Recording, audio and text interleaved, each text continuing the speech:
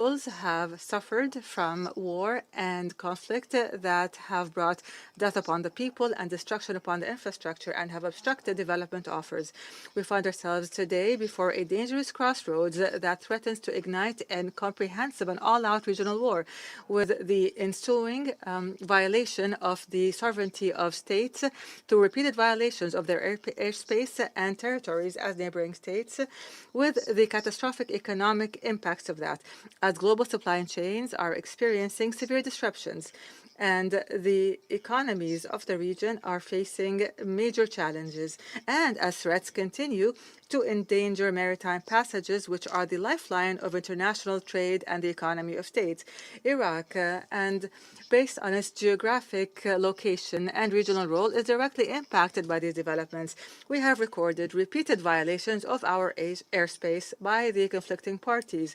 We consider this a violation of the sovereignty of Iraq and a violation of international law and the United Nations Charter.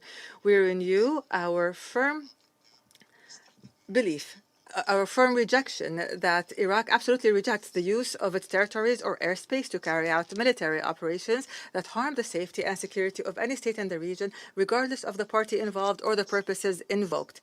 In closing, Madam President, Iraq stresses the need to reinstate trust in joint international action. The Security Council must once again be the main forum where crises are handled. We stress the importance of respecting the sovereignty of states whose territories and airspace must not be used in any military confrontation without their consent.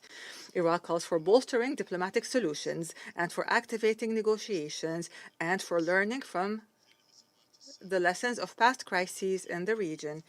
Iraq calls for the protection of civilians from any military action that affects them directly or indirectly.